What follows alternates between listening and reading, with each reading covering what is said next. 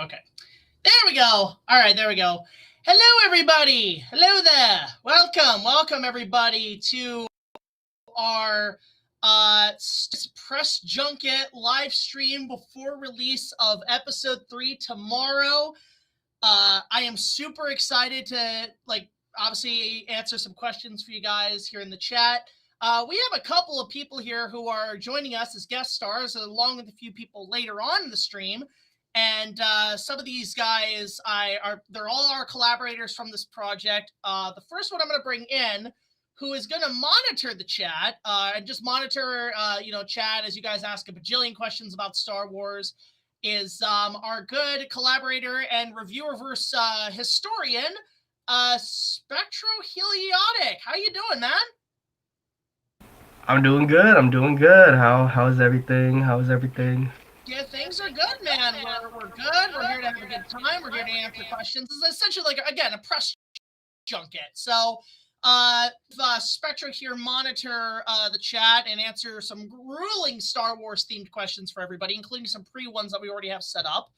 On top of that, just to lay a couple ground rules for everybody, this is not your typical live stream where, you ask for a request for a movie review or other topics or, different things. This is mainly strictly Star Wars.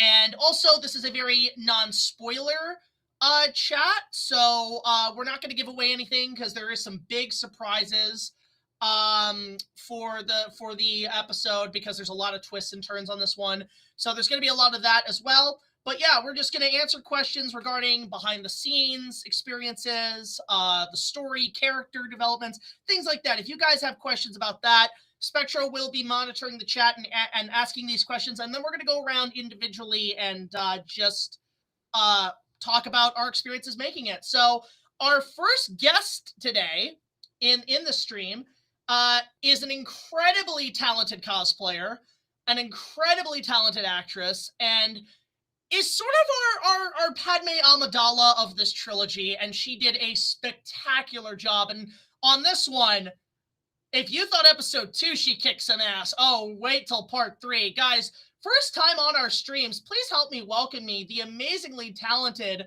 LITTAISJUNO. Hello! I was trying to make a cool intro, but I was like, oh, I'm running out of time. It's Darth Jupiter. Oh, no. Darth Jupiter. Well, I will say that, while this is essentially a Star Wars themed project, it's also a crossover episode with the Sailor Moon franchise, which, we all grew up with. It's a great thing. And Lita, honestly, could not ask for a better Sailor Jupiter. You live that character to the point it's kind of scary, but it's amazing. So it's awesome. I know, it's crazy. It's fantastic. So yeah, everybody, you've never been on the live stream, so welcome. This is the first time for you. It's like the meme. First time, huh? Yeah. Our next guest coming in to join us is, I honestly, with episode 3 especially, I couldn't have asked for a better suit performer. We had several actors on this one role, but this is one of our hero suit actors. And in my opinion, if you want a Darth Vader cosplay, if you want a professionally made Darth Vader suit, you go to this guy, and he is amazing. Please help me welcoming for the first time on our stream as well, Canadian Vader. Let me just try to get him on here. I don't know why my mouse is acting up. There we go. Canadian Vader, hello. Oh my God, he's even got the sound. Oh, this is going on? Yeah, this is happening. Welcome. As you guys can see in the background, those are all his Darth Vader suits from each of the movies, and we have actually used a few of them on this project. So, Canadian Vader, a prominent YouTuber, does have some of the best Darth Vader bits and YouTube stuff I've seen. His suits are immaculately accurate. His commissions have been incredible. So, welcome on the chat, man. We're just here to talk about the Star Wars thing. And I think Thank you very much. We have one more person on here who's jumped in, and he's coming in to obviously talk about Star Wars as well. Someone who has been doing the spin-off stuff while we're working on our trilogy. He's been doing a lot of prologue stuff and flash, stuff that happens before. Lita, you've actually been in a few of his videos. Guys, help me welcoming of course, our great collaborator, Brock McGinnis of LIGHTPOST Film. Hello, yeah. Hello. So, what's crazy about all this is actually sometimes like this is I think the first time a lot of us have met, because Canadian, Vader, and Lita, you guys have never like met these guys. So these are a lot of my collaborators on my project. So there you go. What's up? So yeah, so with that said, guys, is we're just gonna be answering some questions about the production and keeping it Star Wars themed, and just talking about like the making of this whole thing. Spectro is going to monitor and ask us these questions, and then we're just gonna go around. I don't know what order we want to go in. I guess we could go like from here downwards, like sort of like the Brady Bunch. And we'll answer each question individually and just give our own take on it. So why don't we get started, Spectro? Yeah. I'm just taking a look. There's a lot of comments here. Let's see. Yeah, there is a lot. My goodness. Yeah, there's a lot of comments. A lot of people talking about it. It's really cool. So. The first one I'm seeing right now is from this. I cannot pronounce this person's username, but they say so for everybody, what's your biggest Star Wars hot takes? Can we do that one? That's a good one to start with. I guess I'll go first, essentially. Hot take. I think... Oh, this is tough for me. I think Episode 2 gets too much hate. I think Episode 2 gets way too much hate. I think it is a very prominent film in the franchise. I watch it now mostly on television, and what gets me is all the political buildup to it, which is like something that even in my trilogy I evoked immensely. Was a lot of the cultural zeitgeist and political aspects of Star Wars, and I think Episode 2 over time has gotten better. In fact, the last time when I was doing more of my review, last time I watched it was actually with Honey Bear. She was actually in the hospital, and we had watched Phantom Menace in May when it came back to theaters, which was great. It was a packed house. And then we watched it. She loved it so much. And then she was in the hospital. So we watched it. I set up a projector in the hospital, and we watched it. And she actually said that's actually one of her favorite ones, is the second one. She's not one, surprisingly. So there you go. Lita, I guess you can answer that question. You're gonna have to skip me. Oh, yeah. I mean, like, you're pretty new to Star Wars when you got on this, so. Yeah. Yeah, well, I've only watched through the films like once, like maybe 4 years ago, so I don't remember the full plot. I know the general aspect of the story, but I can't pinpoint anything for you. Sorry. No worries. That's all right. Canadian Vader. What's up? Your Star Wars hot take. This is the first question. My Star Wars hot take on Attack of the Clones. Or just of Star Wars in general. It's full of nostalgia. It's definitely brings a lot of memories to everybody, each generation. And I'm not going to be trying to be any negative anything or anything like that. Somebody's calling me, actually. Sorry. No worries. Lightpost, what's your Star Wars hot take? Are you really sure about this? All I ask is, and everybody in the chat, especially with questions, keep it PG. Keep it clean. Clean and simple.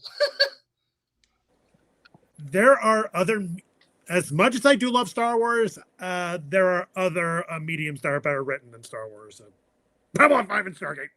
Yeah, that's pretty true, and I guess in a way. And Spectro, you want to answer your hot take? Oh boy, okay. Yeah, you're putting me on the guillotine here. Honestly, I will say this.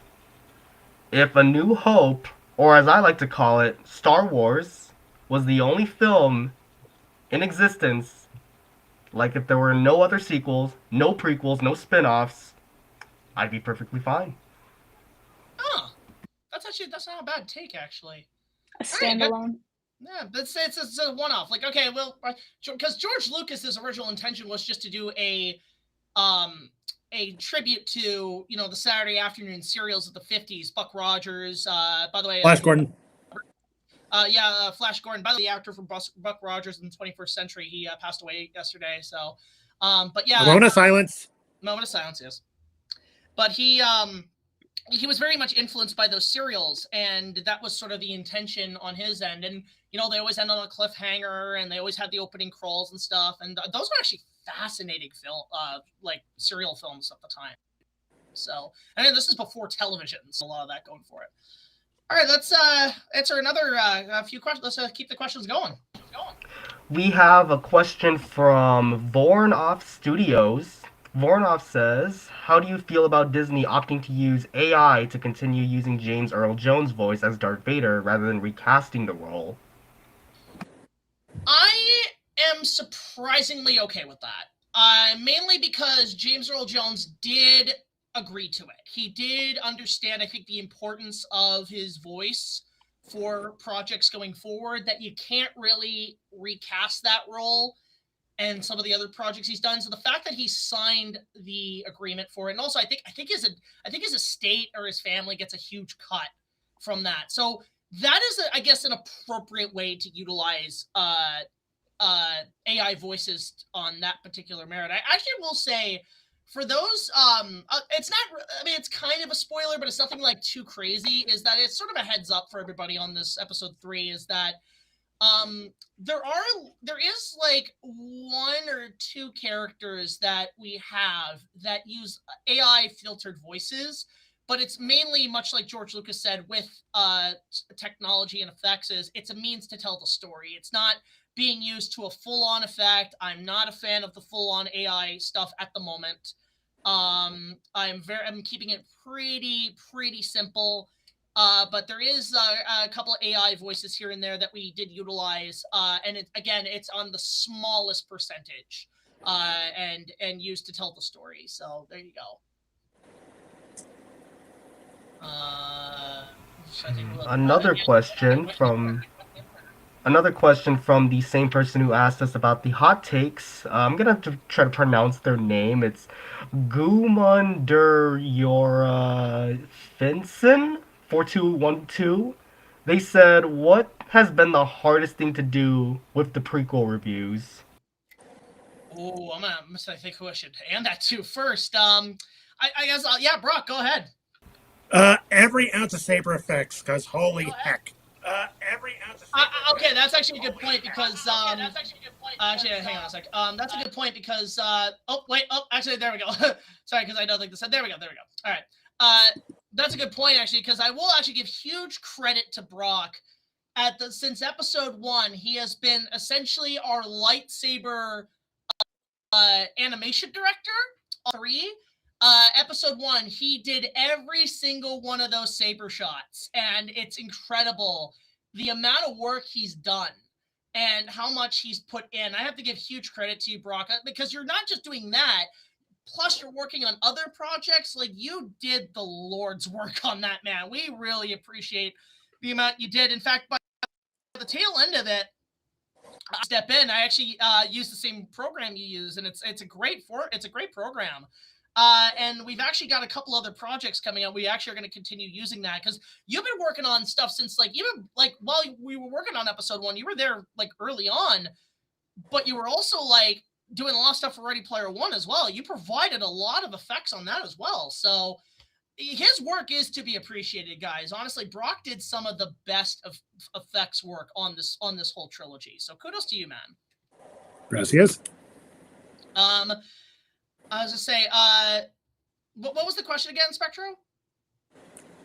It was, what was the most difficult thing to work on with the prequel reviews? Actually, let's pass it around. Let's give Lita this question. The most difficult aspect, I guess. I guess in the physical aspect, it was really just getting to locations for me. I don't know if that feels like the most difficult part for me. Everything was shot in Toronto. Pretty much was shot in Toronto, so just getting to some places was a bit, here and there. But really, for me, it didn't feel like that much of a struggle to do everything, because with the character, it was very easy to get into her. Just play Padme, but as Jupiter. And yeah, I guess it's more like what wasn't difficult for me. But yeah. Canadian Vader. Yeah, my audio just cut out for a few minutes. I was like, what the hell? So, yeah. What was the question? I couldn't hear anybody What's else. been the most difficult aspect in making these videos, the prequels? The heat for one, carrying the outfit with all the tote work and just getting over the fence was another thing, you know. But just being Yeah. with you and just filming this whole thing was an awesome experience. And definitely Canadian want to do Vader? more. Yeah. I know how you feel. Mm-hmm.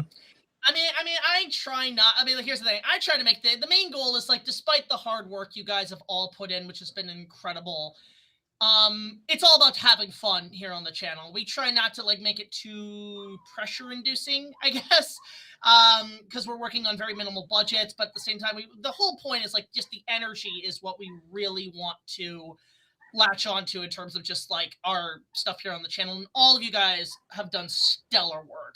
Even though like there were times, yeah, traveling was a bit crude and getting here and there was tough. Like even like you bring up where we shot actually Canadian Vader, because we shot all over the place. Some of it was actually shot at Fan Expo too, which was cool. And with the most difficult was obviously, if you see in the trailers, there is a confrontation with me and Vader. And I guess I could do a little behind the scenes on that. That was a location actually down the road from me. There is a area where there's a bus stop, and there is it's been there for like years now. They've done nothing with it. This flat land of construction. I think they're building condos or something in there.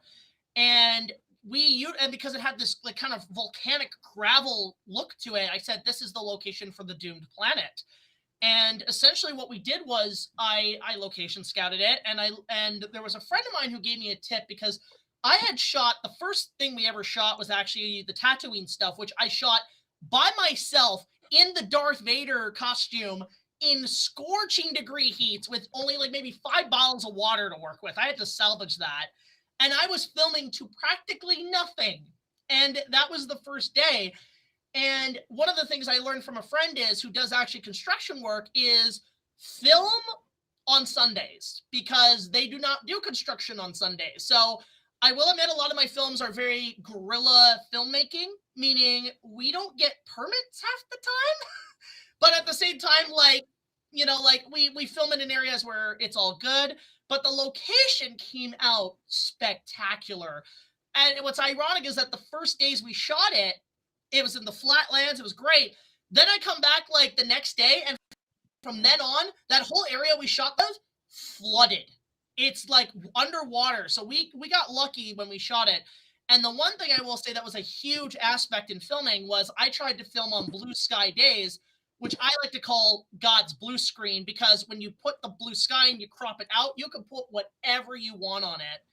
And those shots came out, like, despite the heat, despite the pressures, and then doing the fight choreography, it came out great. And there's a great saying from Robert Zemeckis, and he said he's passed this on to Peter Jackson and so on. Pain is temporary, film is forever. So, and in that aspect, I think that was a huge driving force in, you know, getting these essentially the difficult part of it. And Brock, you had something to say. I just DM'd you. Nothing much. Next question, Spectro.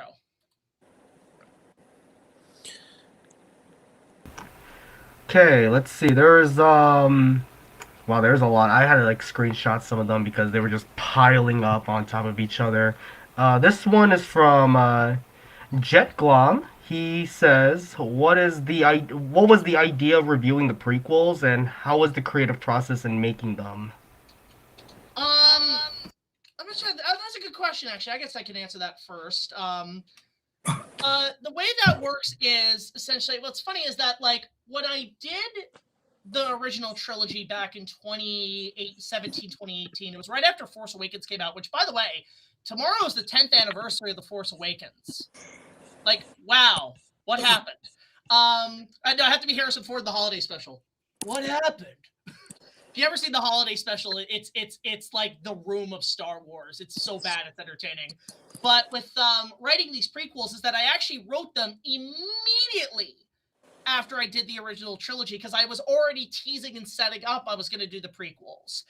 And when I wrote it, the idea of it actually comes from something that I don't see many people do, is that whenever a new Star Wars movie comes out, everybody has the movie in their heads before it comes out, like the fan fiction plot from beginning to end of what it's going to be, the preconceptions. And as soon as the movie comes out, 9 times out of 10, it does not fulfill those expectations. So what I do is whenever a big franchise movie comes out, I write down my preconception of what I think it's going to be.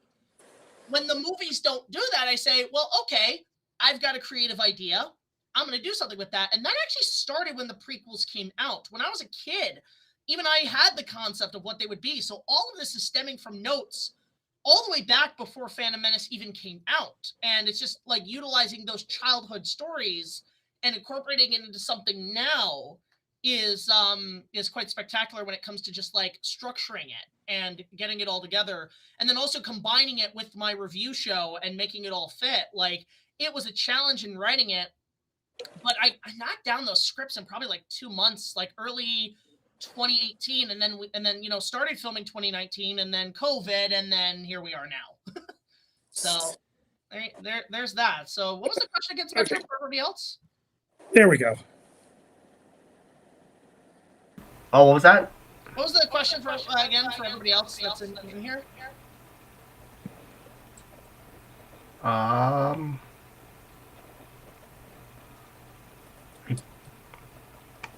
don't worry. The next question. Yeah, the next question. Yeah, sorry, being there was like a lot of questions that I had to look through here, and I was just like getting overwhelmed.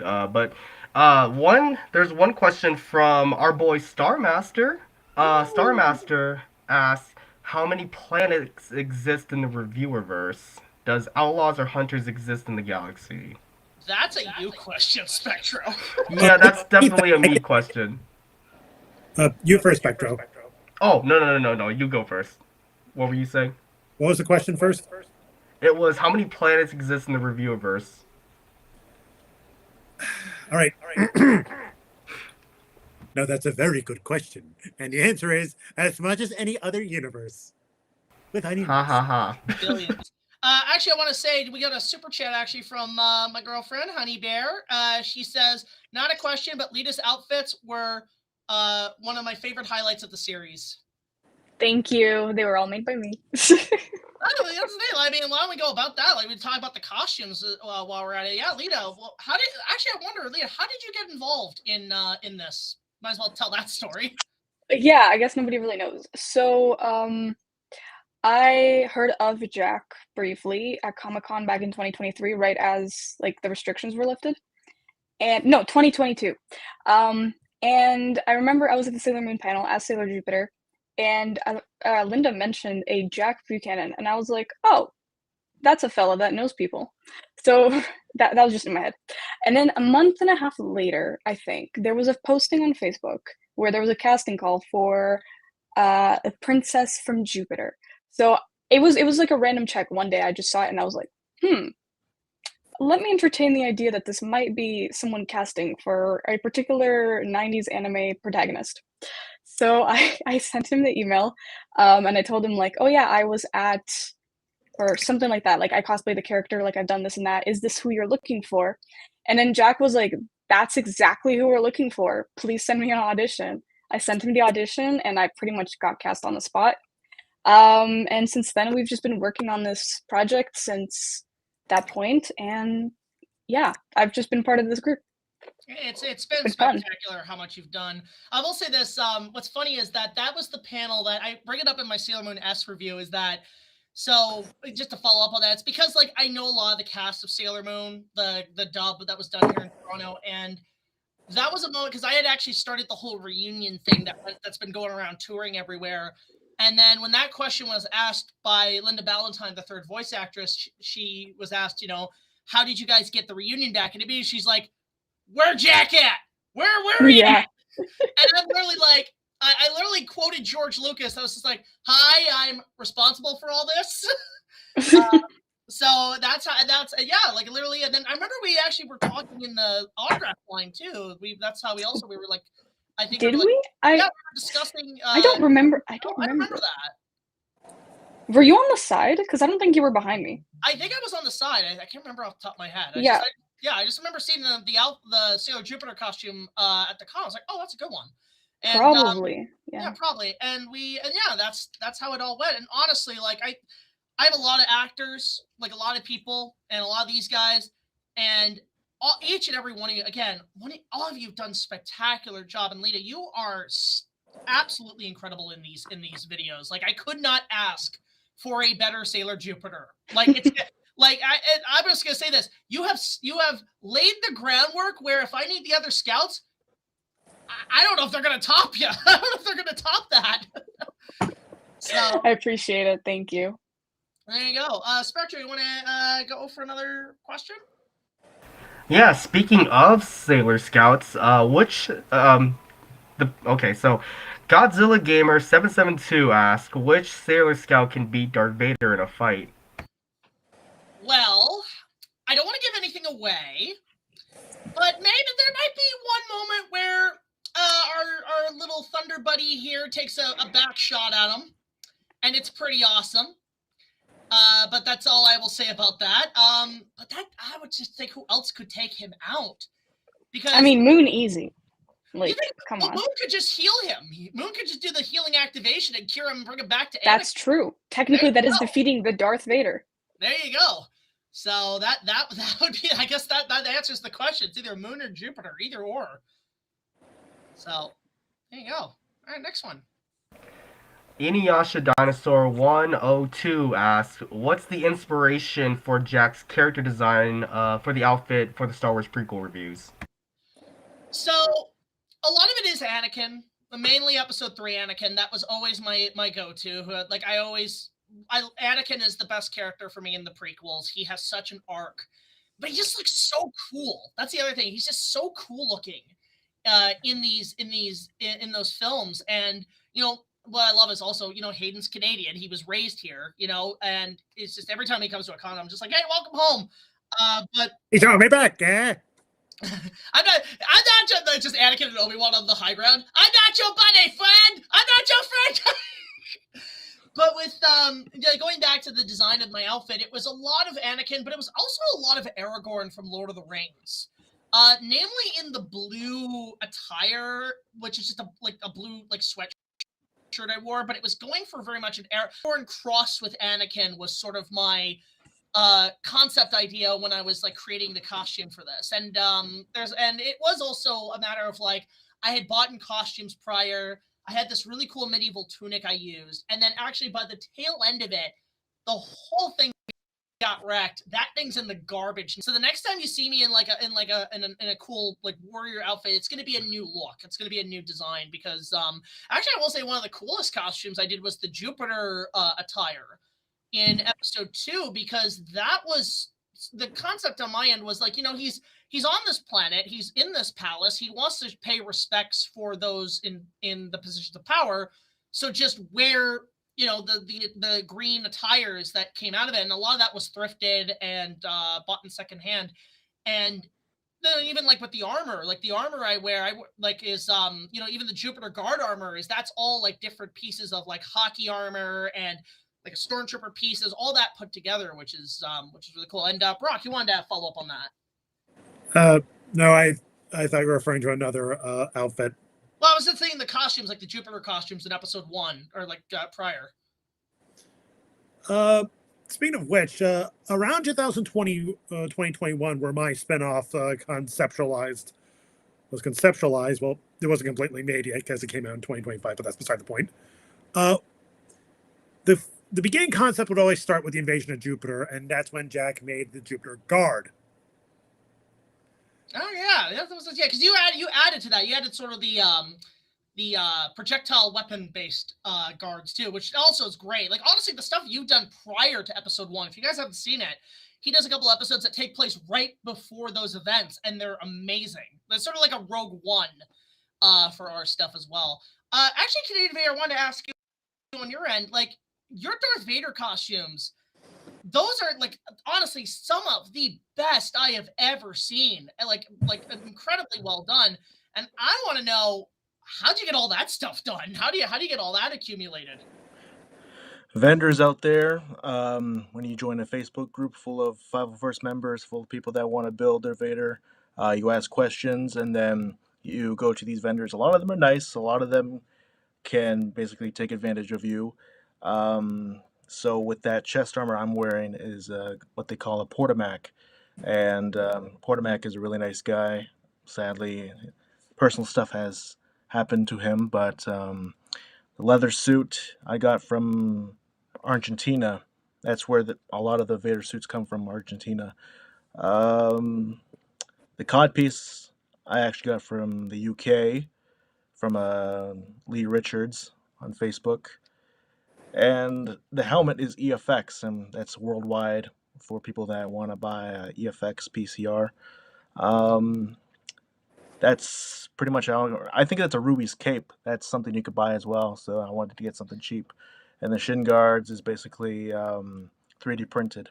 So if I ever were to do this again with you, I would definitely want to get something that's flexible, like print out something that's TPU, so that way I can actually do a lot more action scenes and feel more comfortable rather than snapping something, you know?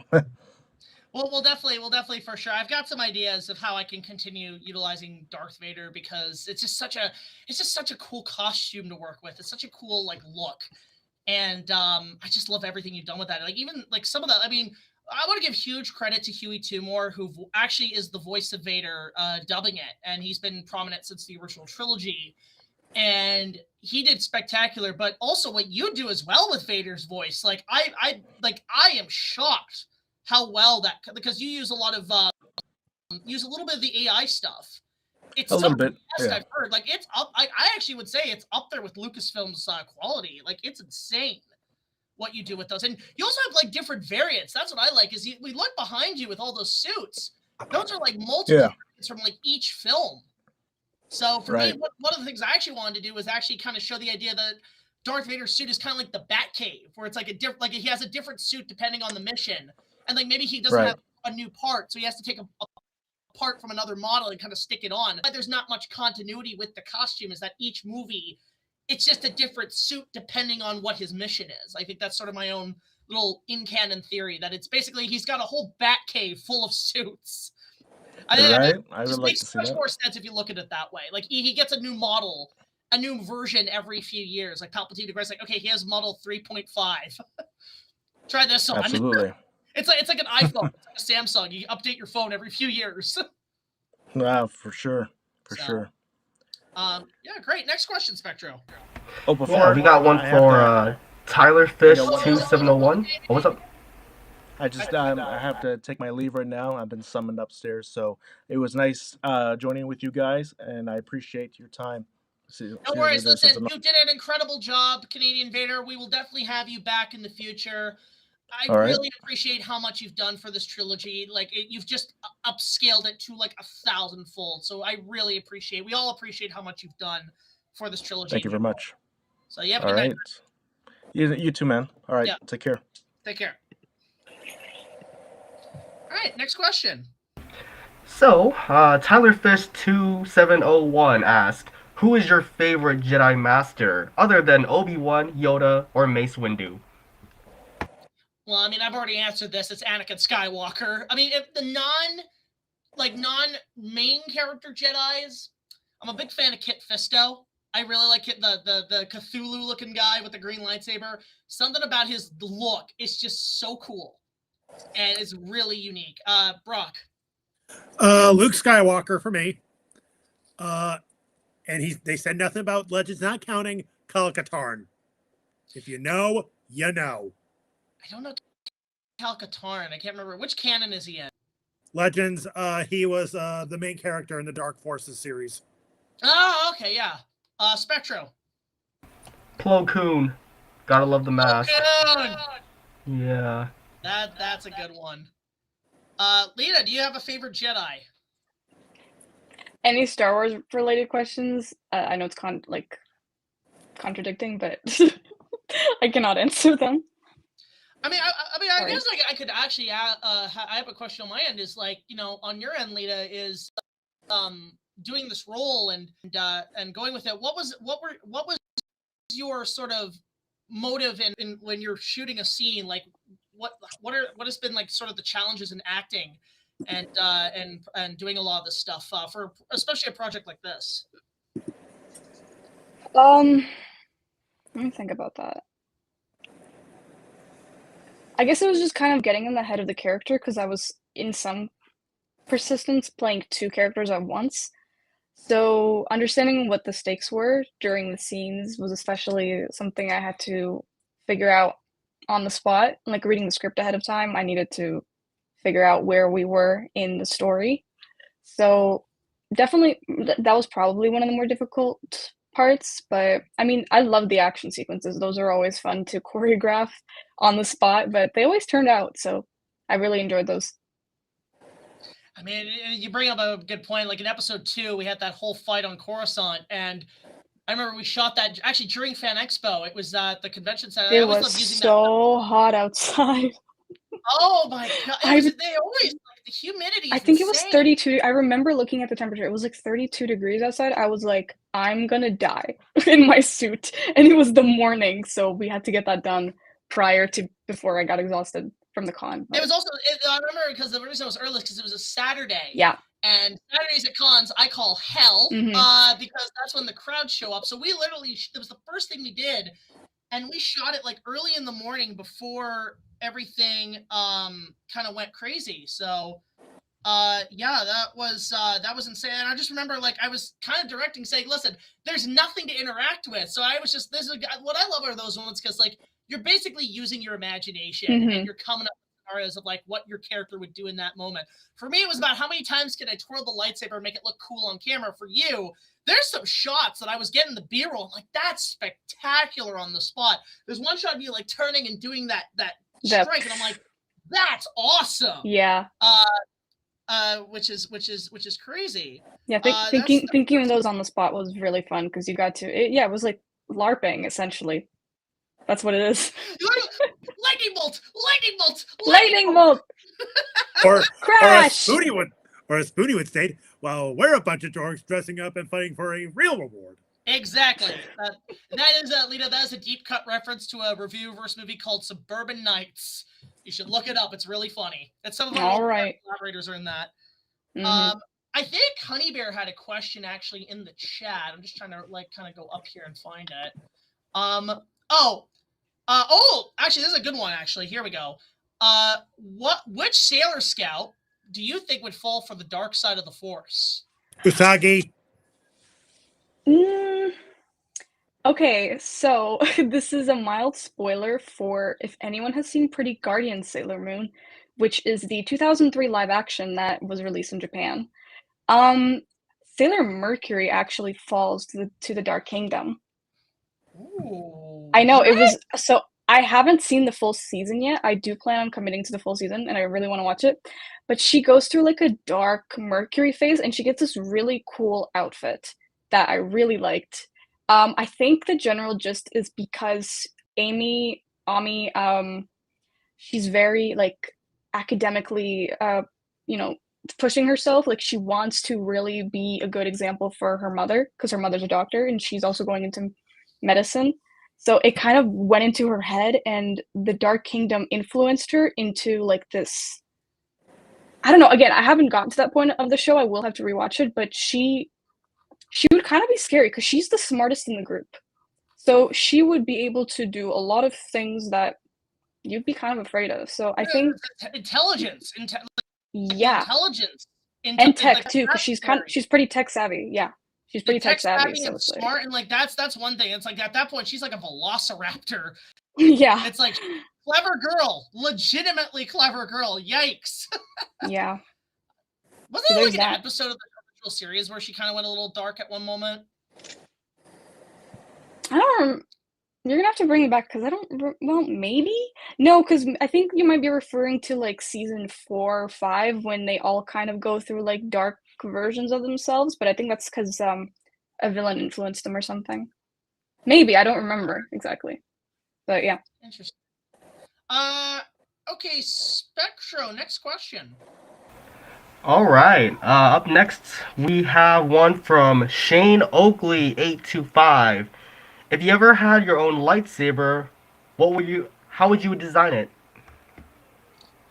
All right, let's have Brock start this question off. Yeah, I made the effects. The least they could do is give me the first answer. True. It would be green because green is cool. And also green of the Irish. But that's beside the point. Crossguard. But have it be based on a certain green tight-wearing superhero. The Green Ranger? Yes. Oh, a Dragon Dagger lightsaber. Okay, yeah, I want that. I want that now. I guess, Lita, what would your lightsaber design be? But actually, well, we'll bring that up. One of the coolest parts about episode 2, the Storm Saber moment. There we go. I was gonna say you design it for me. You kind of already have one. I mean, I probably could. Actually, no. Actually, Lightpost, you want to design the official Sailor Jupiter Storm Saber? Do it. Do it. All right. Do it. I did kind of plan to have one for season 6 of my show. That's fantastic. I'd say for me, the main design for me, I actually have it here, and this is actually kind of going way back for me. And especially if I get to, like, say, the sequel trilogy inevitably, like, which won't be for a while, I want to definitely have a change of a lightsaber, and mine is basically this. And what you're seeing here is actually, this was technically this is my first lightsaber when I was a kid. I've held on to this since. And what this is from Ruby's Costumes, which made Star Wars stuff in the 90s. And this was part of like a bundle pack with a crappy Darth Vader costume. But this is one of the first major electronic lightsaber toys they put out back then with the telescopic blades. It was sort of a prototype for what we would see from Kenner. And what it is it's interesting, though, because it had the blade and the light, but the way you had to activate it, you had to press the button here, but you had to hold it here the whole time, which made it awkward. And when I was a kid, I just imagined this being the equivalent of Ben Kenobi's lightsaber because they didn't make replicas at the time. For the next trilogy, what I would love to do is get this like cast molded and actually make more of these type of sabers. And I think for me, this would be my go-to lightsaber for the next trilogy. In answer to which color, I'm kind of liking blue, but if I were to change it, it would be white, and mainly for the purification of the lightsaber itself is something I would definitely be doing. Is making it essentially would be this for the next trilogy. That would be my go-to lightsaber. Spectro, what would be your lightsaber design? First and foremost, if I were to choose a color, it would be this. I was thinking purple. Someone had to say it. That looks like a Disneyland product. It is, yeah. And then secondly, I would love to have like the handle look something similar to like the 11th Doctor sonic screwdriver, where like when you like activate it, those little like things pop out. I think it'd be really cool. Brock knows what I'm talking about. Is it green? Yeah, it's green, yeah. But imagine, what if it was purple? I'll say one more lightsaber design. What's interesting is I've seen these. People have taken the swords from Lord of the Rings and converted them to lightsabers. And what I want is Aragorn's sword in Return of the King, but I want it to be a lightsaber. Not the crossguard, but just like the grip on a lightsaber blade, namely in blue. That's my go-to. That or Glamdrin as a lightsaber. I think it would be kind of interesting. So there you go. All right, Spectro, next question. All right, looking through. Wow, we guys have a lot of nice questions. Let's see. Trash F2 JN says, have you ever wanted to review any of the Star Wars spin-offs? That has been on the playing table as well. Like, while we are mainly focused on the sequel trilogy will definitely be next, and it's sort of like a trilogy within a trilogy is what I've set up. So you have the original trilogy as essentially A New Hope. The prequels act as our Empire Strikes Back. So then when we get to the sequels, that's going to be our Return of the Jedi. Is mainly the main focus, but because I know the sequel trilogy will probably take longer to work out and figure out how I want to end it, I think I could do some stuff in between. I have been talking about the idea of like, what about the Clone Wars? And if I did the Clone Wars, I would definitely want to do sort of a top 10 of some kind. I've thought about even reviewing the Star Wars holiday special, especially for a Christmas special. That would be really funny. even things like, you know, Rogue One and Solo, and then even with Mandalorian and Grogu coming out, there is room for more Star Wars reviews. But in terms of being like part of this big saga trilogy, they would have to be spin-offs that would kind of take place outside of that storyline and be sort of like one-off stories that take place on like Earth or something. Lightpost, what about you? Oh wait, what were we talking about? You were gonna say something? No, I was just being a doofus. I was gonna say, well, actually, on your end, Lightpost, you do really good Star Wars fan films that, like, some of them I've never heard of. I'm like, oh, I gotta watch that. That looks good. Oh, Ghost of Vengeance. Yeah, there's some really good ones. Okay, where would you rank this trilogy as fan films with the rest of the Star Wars fan films out there, and without being biased, obviously? Oh, that I can tell you. I'm not telling you. You were gonna say? You had your hand raised up. Well, I was gonna say there is a fan film called Spirit of Vengeance. Basically, think a fan film crossover between Star Wars and Ghost Rider. Oh, damn! Does he have like a fire? Don't lie. lightsaber? You think that's awesome? Yeah. Yeah, I think I saw a video of a bro. guy recently who was like a real life Ghost Rider riding out in the night with his back on fire. I was like, oh my god. Also, really crazy. You know how I mentioned about the lightsaber inspiration that I wanted in terms of having it look like the 11th Doctor Sonic screwdriver? Yes. My friend found a literal model of that on Macari. That's Yes. awesome. Next question, Spectro. Okay, next one. What do we have? What did I save? Oh, who do you think would win in an arm wrestle match? Chewbacca or Sailor Jupiter by Toon King 1985? Ooh. Now that's a very good question, and the answer is it would be nobody. I'm gonna go with Jupiter because she could just tase him. Yeah, Except that would be probably. cheating. No, I no, mean, no, who no, said there no, were no. rules? Then she's doing an arm wrestle, and then she just the shock. Just shock through him and put him down. I mean, like, come on. No, Nobody's gonna know. literally, he's a giant walking, talking dog and acts as a shock collar. Well, actually, you know who would actually win that arm wrestling contest? No. Christopher Judge with onions. Hakuna Matata. All right, next question, Spectro. All right. And sorry if I pronounced this name wrong. Whitaker Art Sick 129 says, "Are we going to get a behind-the-scenes making of the entire review trilogy, or are you going to do a individual commentary for the reviews?" Yes and yes. Commentaries will eventually happen. Blooper reels will happen. I've wanted to tinker with the idea of a lot of behind the scenes stuff because there's a lot of stuff I do want to showcase making especially this trilogy, because ever since I started it, I did document a lot of the process, and it's just about kind of editing it down to at least max half hour, 45 minutes worth of material, because I loved doing that as a test with Mummy Month when I did the making of, and that's sort of the format I want to continue. But I definitely have to do some other making of documentaries first with the last few projects, Batman, Ready Player One, and then eventually Star Wars. And that's something I actually do bring up that actually is kind of very rewarding for me, is that this was the last of the pre-COVID era on my end, because when I started this, I was working simultaneously on two other projects. It was the prequels, it was the two Batman reviews, and then it was Ready Player One. And we literally started filming in 2019, and then everything changed when the COVID nation attacked.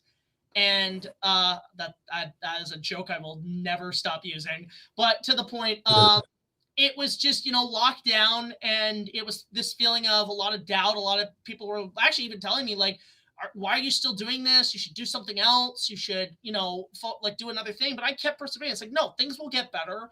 I want to finish this up. And in a way, yeah, it's the end of an era, because for me, it's more or less not necessarily my show's changing or anything, but mainly how we make stuff is changing. Because this was all riding on old formulas and old numerics of how we made these videos. And because of what happened is that, you know, times have changed, and now the systems and the toolboxes have to change in how I make these videos while still staying on the same trajectory and style and format. This just, things have to go in that direction. And finishing this and all the other projects was just such a huge peer pressure, like a huge pressure for me, and a lot of stress, a lot of indulging in a lot of stuff, delays, and just seeing it come out tomorrow, the last part, there is such a weight taken off me that I am incredibly like glad is done, because now I'm able to push forward. I'm able to do more. That a lot of this had held me back, but it was all for the greater good on my end. This was like quality over quantity. And again, I just want to say to everybody who participated in this, again, I couldn't have made it this way without you guys. Like, you guys fucking rock. You guys are some of the best crew I could work with in any project, and in future, definitely want to collaborate more and more down the line. So there you go. Next question, Spectro. This one is towards me specifically by Tyler Fish 2701. Have I ever seen Star Wars Visions, and which season is your favorite? Theirs is season 2. Actually, I've never seen Star Wars Visions. I plan on watching it, but I just never had time to like sit down to just watch something that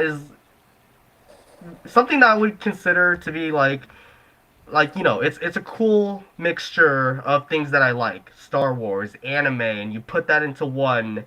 It's something that would, you know, I would be invested in, but to be honest, I just never had time to. And I heard a lot of good things about it. I heard a lot of like negative things about it, but yeah, to answer your question, I have not seen it.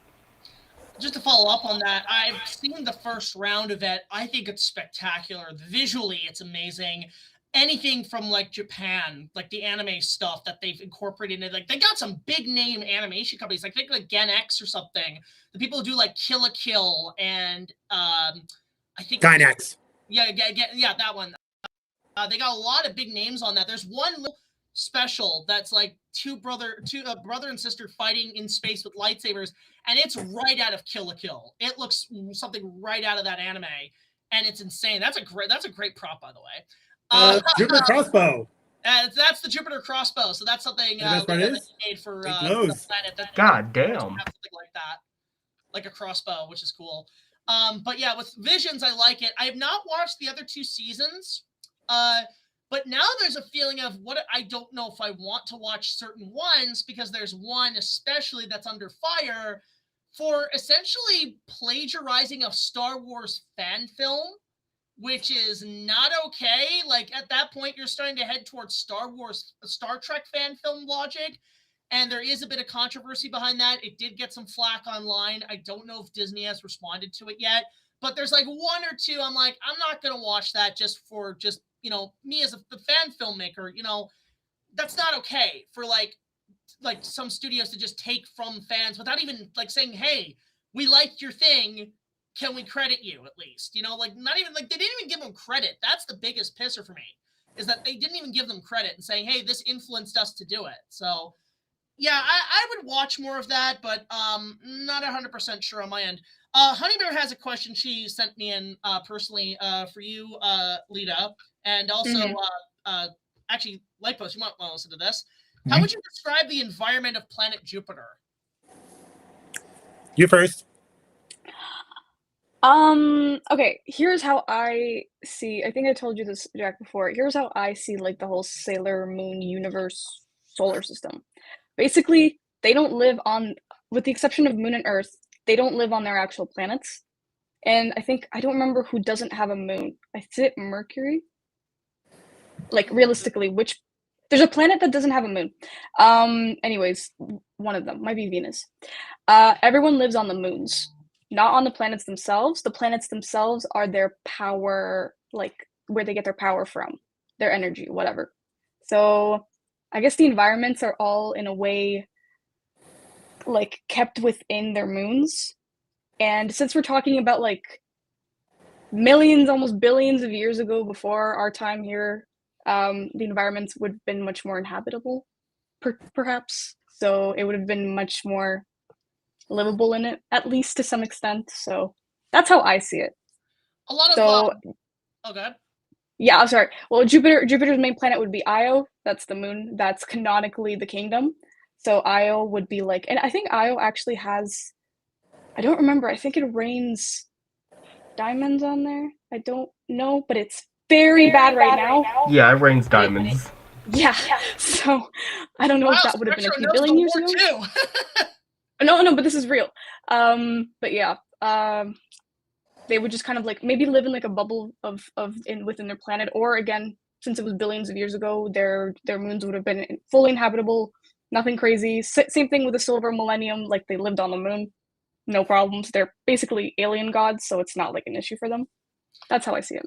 I mean, something to add on to that is like when I was designing Jupiter, I was basing it on not just like what I know, because the thing is, I'm going by the Deke Dub version of the story, which is because they never fully finished it, and two, they don't really go too deep into the mythos.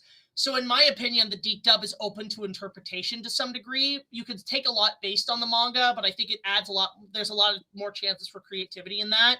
So my idea was not only to like, you know, have each planet reflect the character's powers, which was the main driving force, but I also wanted it to feel like Star Wars to a degree, to kind of give it that Star Wars edge. So for me, Jupiter always was like a mix between Endor, Naboo, and Yavin 4, but mainly the driving force of it is that it's chronically like an Amazon rainforest. It is chronically thunderstorming. And the idea is that with the lightning always happening, that's how the planet would utilize its power sources. It would utilize the energy there to fuel its, you know, vehicles, its infrastructure, its environment, its power sources. Like a lot of that was based on it. So with Jupiter, it's based on that. Mars, I always saw as sort of like a very volcanic, desert volcanic planet. Mercury and Neptune are kind of like, I guess in a way, sort of related because they're both Aquarius-based planets, very water type. I would say Neptune's is very much like Atlantis to some degree. And then with Venus, it's, you know, Venus and Uranus would be the same thing, a very desert planet, very rock formations. I imagine also Venus being her planet would have a bit more like, there'd be a lot of gold on that planet. It'd be like essentially a gold planet. And then the moon is the moon kingdom is pretty much the same as it would be on the show. It is practically the same elements. Yeah. And designing that did help, and think of it that way did help in structuring what the planets, and especially Jupiter, is like. Jupiter's the only one we really go to. And I know some people in the continuity, it might be a little bit confusing because like there's multiple. What's weird is in the reviewerverse, there's like multiple Jupiters. There's the reviewerverse Jupiter, which is our main one, which we see in like To Boldly Flee and all these other films. This one, that was Europa. That was Europa. And with this one is because it's merging sort of the Star Wars universe with the Sailor Moon Deke universe. It's that Jupiter that we see in the show. It's not the main one we see in the other reviewerverse continuity. So for those who are confused, this is not the same Jupiter you've seen in To Boldly Flee and the Top the Fourth Wall movie. It is not the same one. It is a fictional universe variant of the planet. So there we go. It's funny because that's also where my character met their fictional partner in through the storyline. So there's that. But also, I hate to say this, but I was just recently called upon. I'll be right back. But before I leave, there's one more question specifically for Lita by Inuyasha Dinosaur 102. They say, they ask, what is the inspiration for your Sailor Jupiter costume? That's a good question. All right, be right back. No worries.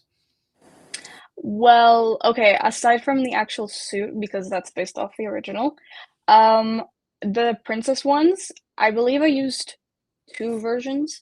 One of them was actually donated by you, Jack. You gave me like 2 green dresses to like play around with and see what I can make. So the dark green one was, I took ideas sort of from like Padme's like lounge leisure casual sort of a dress. So nothing too crazy. It still gave off, you know, regal princess leader vibe, to it while also not being anything too crazy. And in my other one, it was actually I think it was my very first either corseted cosplay or just cosplay in general. It was somewhere around those lines. But it's inspired by her canonical princess dress. So all of the Sailor Scouts do have princess dresses, outfits for themselves, and Jupiter's basically has like a like sunflower embellishing on the top, and then it's like a double, triple layered skirt that opens on the front. It's like a high-low. So I took the idea and I kind of flipped it around a little just to give it a bit more color and kind of my own originality to it while still keeping the essence of the original. So I designed that one fully on my own, and then the one that Jack donated, I just kind of gave it like an upcycle and I added some fabric to it, made it my size, and that became our, I guess in total I have 3 different outfits in this series. So yeah, I enjoyed making them. Well, I mean, the costumes are spectacular. Like, I think it just added, again, an extra, like, level of quality and scale to the whole production. It made it more grand than what we've done before. And, you know, that the main one you wear, the main dress one, is, like, that's one of the coolest fucking costumes I've ever seen in my life. Absolutely incredible. And one thing, that's one of the reasons why I actually gave you a couple of costumes to work with, was because I wanted to go for that idea. Like, I mean, not like to the extent that Padme had in the prequels, where she was wearing literally a new costume like every scene. Incredible, by the way. I wanted to give it some variety. I didn't want it to just be the same outfit over and over and over again. And they depend on each scene. So, like, you know, when you're on the palace, it's very formal, very the main hero dress. You have the, you know, the nightgown outfits. You have the even on Coruscant, like when we do in episode 3, there's a prominent costume you wore that I really like. I think it had like a turtleneck or something on it. Yeah, that was my audition dress. Oh, the green one. Yeah, because that's the thing. The audition dress. Because when I saw the audition, I loved it, and I actually spliced it with the test shot of like doing the scene, seeing how it matched it. That's what I knew. I was like, oh, we got there we go. Here. And I had 4 outfits. I think that one's also I like because that's very much like that would be something she would wear at a very politically based civilization. It would be very like something to sort of represent her planet. High status, yeah. That is actually something too. I mean, I'll bring this up as sort of a lore thing for people who don't know. Is something I've been setting up. If you guys have seen the Android 18 ASMR videos we did with Alana Roses, there's a whole like secret story arc going in there where I had sent her character from 2019 to like 2022. I had sent her out to Coruscant to be as a diplomat to speak on behalf of the Senate to get the Sailor Scouts planets protected under their watch in case if the Empire came in, they would be under their protection, basically telling the Empire, hey, if you get near us, the Republic's coming for you. You can't do anything. It's essentially putting the planets under like space NATO. Essentially was sort of the idea I had, and that actually transitioned. We had set that up also in Brock's show when there's that whole hologram scene with you and your character. That sort of the payoff was that it was because of Android 18, the planets got under protection because I had sent them the approval process. So there's a little secret story in there for people who are unaware of like some of that lore stuff. Well, yeah, but here's the problem. Yes. The ambassadors that were sent were basically caught by mercenaries and were executed. Right, yeah, that was part of the plot too. Yeah, his whole show lead up, like we've added additional like baggage to kind of just make it like plot, make yeah. sense out of yeah. The plot feels more like more makes sense and everything.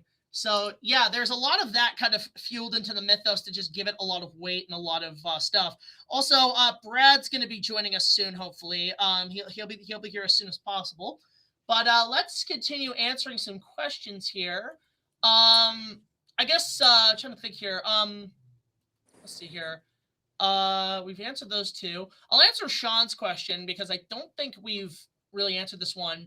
What has been your favorite part about making this trilogy? And I'll let's let Lita go first. What was your favorite part about making this trilogy? I guess just the whole filming aspect of it, because I mean, technically this is my very first like filming project that I've ever done, so I enjoyed the whole process of doing everything behind the camera, in front of the camera.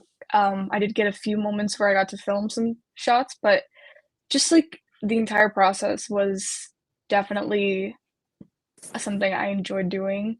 I remember coming into it, I was like a little nervous because I was like, I don't know this guy, what's the deal, what's going on? But then as time passed, I was just like, I was fully invested, enveloped in the story, and just getting to play around and to really hone into the character that I just love.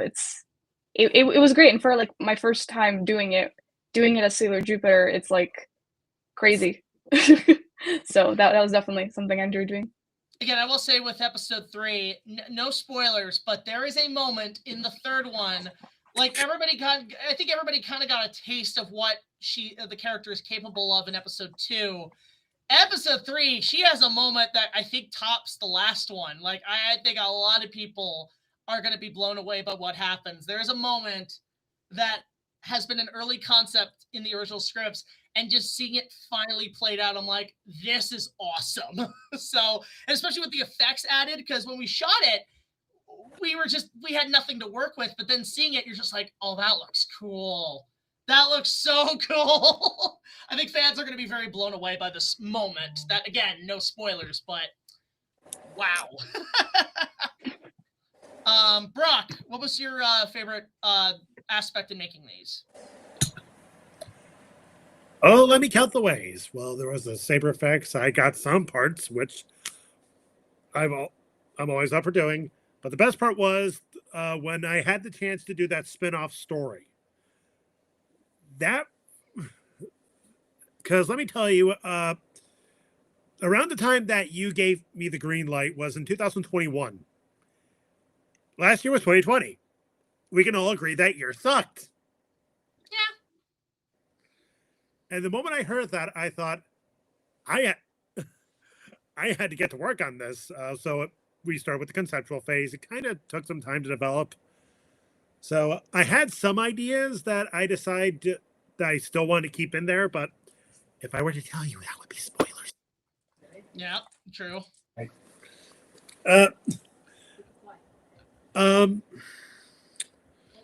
Yep. Aside from that, doing this whole project with both spin-off and the main project, it was a lot of fun. Yeah, for me it was I think for me with this trilogy is that if anything, it's I quote George Lucas on this when he was interviewed about episode 4. He said, if there's anything that the Star Wars experience can be summed up as, it's unpredictable. And being unpredictable is actually a very massive learning curve for me. I had no idea the challenges that would be faced in making this. I also, I guess you could say, I underestimated the power of the dark side to some degree, because I didn't know how ambitious it was going to be, how massive it was such an undertaking. As much as Ready Player One, I will argue that Ready Player One is still my biggest project to date. That cost me over $8 grand to produce. So out of my own pocket money, mind you. And before that, just bear in mind, my Kong remake that I did 10 years ago, that was $4 grand. That's Ready Player One doubled that. I would say this is about the $6 grand range in terms of how much this cost for me. But it's still one of the biggest challenges. I think this and Ready Player One, it's almost neck and neck, but I will say Ready Player One was harder because I think with Ready Player One is that, where Star Wars you're juggling with just one franchise, Ready Player One you're juggling with multiple and like 10 years worth of stuff. So for me, it was the prequels are just it was sort of like the final boss for me. Like if Ready Player One was like the big battle sequence, this was getting to the castle and beating the big dragon and just getting rid of that completely and having it done and just seeing it all put together, like seeing it all like accumulate and seeing it all work. Lita brought this up where like when we were first filming, your reactions, like whenever I make these movies is like, what's he doing? And then when you start seeing the process, you're like, oh, that's what he's doing. And that's my favorite aspect with working with people is that I love confusing them. I love it where they're just like, what's he doing? Because it's not like the typical filmmaking status, but then when you see it and how we make it, you're like, okay, this is actually kind of smart. So You got to learn how to roll with the punches. yeah, you gotta roll with the punches, and then eventually be like, oh, okay. Once you figure out, you're like, mind completely blown. Actually, I wanted to also, there's a question also from Honey Bear Brock. You can actually ask. My Honey Bear wants to know this. Who is your favorite Sailor Scout in Sailor Moon? Mercury for me. Oh, a lot of people like Mercury. It's surprising. A lot of people like Mercury. I mean, I'm always Team Jupiter. I will always be Team Jupiter. Actually, let's bring up the story, actually, Lita. Anime Revolution last month. What happened there, which was like a long time coming? I finally met Susan Roman. If you guys don't know, Susan Roman is the English 90s voice through the entirety of Sailor Moon. She was Jupiter, and I finally got to meet her. Jack has previously mentioned of me to her, so she kind of knew I was coming to some extent. But yeah, we met, we chatted for like, what, it felt like 10 minutes. I don't know. It felt like forever. It was like 20 we had or 30. It was a good combo. I would have filmed it, but I don't think they allow filming stuff. So I was thinking like documentary stuff, but I can't. Yeah. It was fine, but no, it was great. Like, we had a great chat. We talked about just kind of like her influence on me, like, growing up, because I watched Sailor Moon for the first time almost 10 years ago, which is crazy because it's like, it felt like yesterday, but no, it's been almost a decade. And I guess, like, I finally got to have a talk, and she signed my Jupiter figure, which is really cool. And yeah. I think for me, what was cool about that too is like, because I had actually, when we were filming the first 2 days of filming, I'd actually, because we did those like photos at Casa Loma, I had sent those over to Susan, because I've known Susan for over a decade as well. Because when the reunions started happening, I had kind of gotten the band back together essentially, and I had sent her photos, and she loved them, and absolutely was blown away by those. So just getting to that meeting finally was just a long time coming. And I think for us, the best part about it was, even early on when we started shooting, she essentially gave us her blessings. I think that's like the biggest like motivation for you, was just getting that was incredible, because that's like I mean, listen, I was there when the show started 30 years ago, and for me it was just like that was my introduction to anime. That was my introduction to just such an incredible story. Ironically, my sister was a fan of it. And also, Katie, if you're watching, hello. I'll see you at Christmas. But anyway, so like she was a fan. And when I was a boy, I was like, you know what? I'm not into Sailor Moon. I like Mighty Morphin Power Rangers. Well, I'm supposed to watch that. But watching the show, I was like, oh, this is good. Even like as a kid, it's like the same thing, different font. It's the same. I mean, it's a big company, Toei. I'm surprised they've never done a Sailor Moon Super Sentai crossover, because fans would go crazy for that. And watching that, and then you're just growing up with that, and just it was such a characters in there were so motivating for me. And then to incorporate that into Star Wars is just a whole nother thing, because even like the Deke dub, they did state behind the scenes there was a lot of Star Wars influence on making it, like down to like the intro having an opening crawl. And I think Jill Frapper once said, when she was doing Luna, she was told by the director, okay, Yoda meets Mary Poppins. That was the whole point of Luna, was just to say Yoda meets Mary Poppins. I know Brock is shaking because he prefers the original Japanese version, which is totally okay. I prefer Viz. The Viz dub, yeah. And so for me, it was just that adding that too with the character was spectacular on my end. So it was cool. Yeah. Okay. What's another question here we can have that we... Wait. Yes? I have a few. The Okay. Shark King asks, what, you specifically, what's your favorite Star Wars meme besides the hello there meme? Oh, okay. The main one I like is This Is Where the Fun Begins. I am a fan of that. I also do love anything with General Grievous. I acknowledge the memes in this one a lot. I bring up the fact that, like, while I love the prequel memes, I am also tired of them.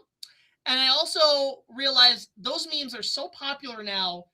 When you go to a screening of one of these films, they take away the experience, because if you can't unsee the memes. That's the crazy part. So when Josh and I went to the Revenge of the Sith 20th anniversary screening back in May,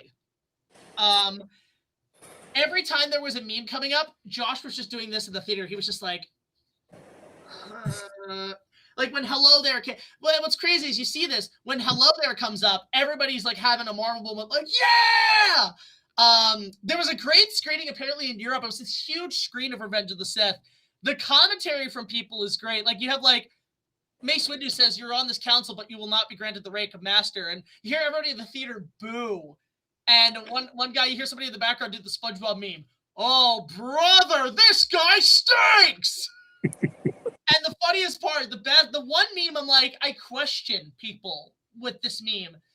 When I saw the movie and Anakin comes over to the younglings and draws that lightsaber, and you know what he's going to do, people cheer at that moment at the screenings. You should look this up. And then you hear somebody go, "Why were we cheering for that?" Like, it's crazy, the responses to the memes with Star Wars. So for me, this is where the fun begins. But also, I'm kind of a fan of anything with Salacious Crumb, who is that little like puppet gremlin thing next to Jabba the Hutt in Return of the Jedi. Namely because I can do the voice a little bit, if I may. Just, it's just like, "Oda! Oh!" So it's a lot. I mean, a lot of people do say I should get into voice acting, but I just can't find any particular things that would. I mean, I've done a few. Like Razorblade had me on one episode, which, hi Razorblade, if you're watching, shout out to him. But yeah, just those. The prequel memes are actually relatively funny. Brock, what's your favorite prequel meme? I don't have one. You don't have one, really? Nope. A surprise, to be sure, but a welcome one. Actually, dude, that one's underrated. All right, what's another question, Brock? Hang on. Just let me.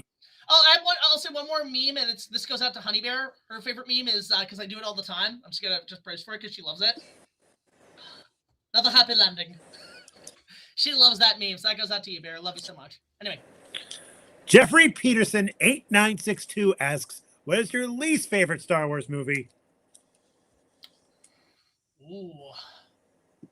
Selena, how many have you seen of the movies? Okay, well, seeing and remembering is two different things. I've seen all of them, plus Solo.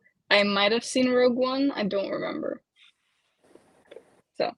What would you say was the one that, if your memory serves you correct, if you can, what was the one you said, "I hate this. I don't like this"?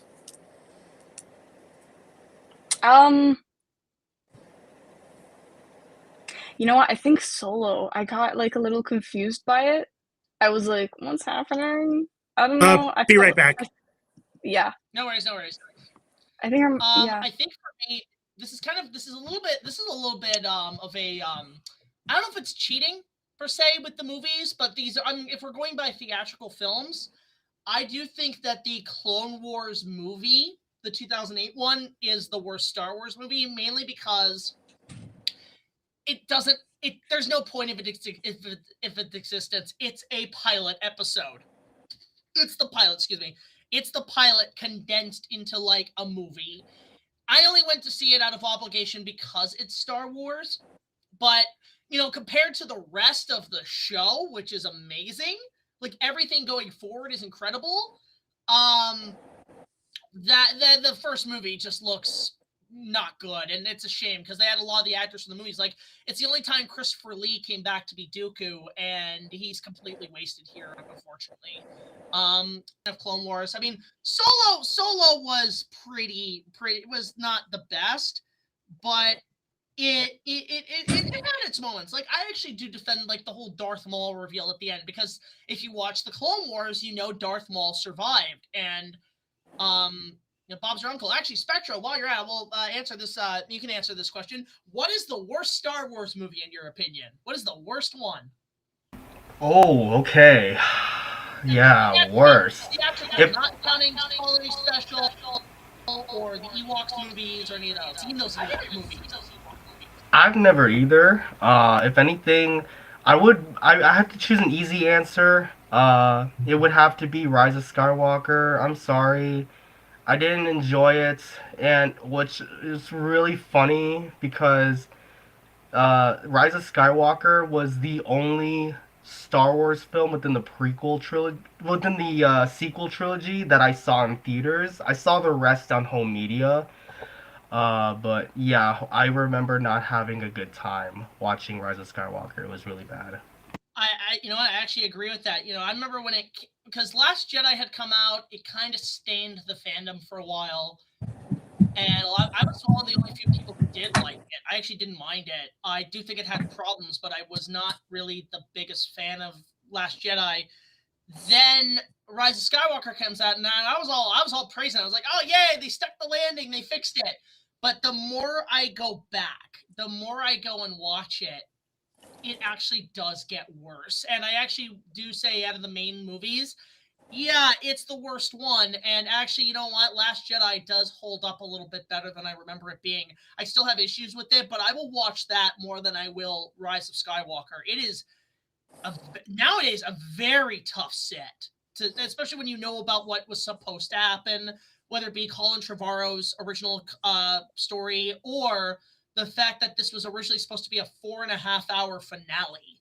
Which, if you wanted to go that round, you split it into 2 movies and call it episode 9 and episode 10.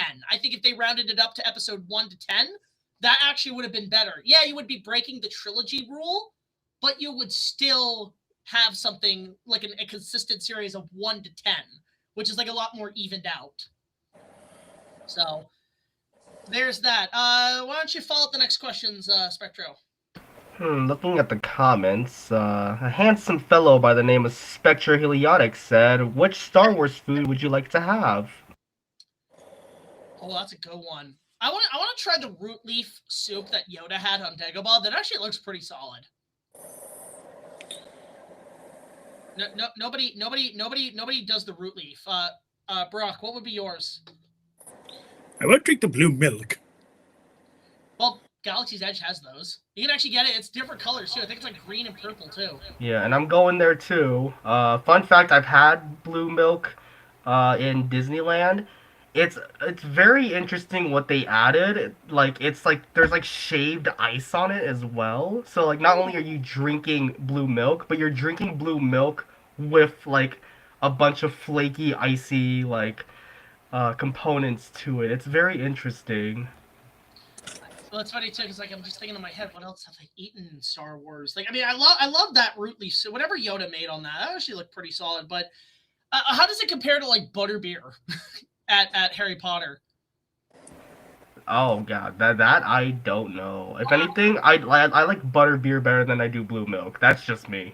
Butterbeer was actually pretty solid. I like butter. Yeah, have you tried butterbeer, Lita? Yeah, I've been to Universal once. That's fantastic. I've tried it.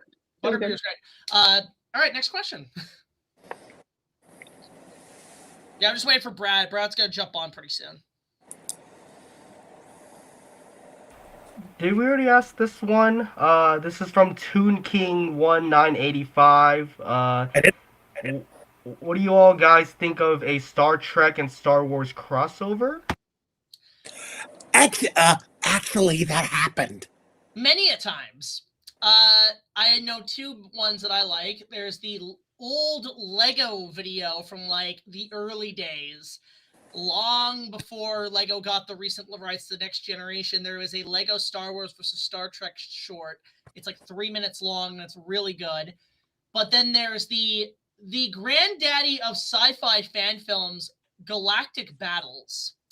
Because that's not just Star Wars, it's Star Trek, it's Halo, it's Mass Effect, I think. Is it Mass Effect? Yeah, Mass Effect. Yeah, Mass Effect. Mass Effect, and then I don't know what the other thing is. Doctor Who, but that's like towards like the very end.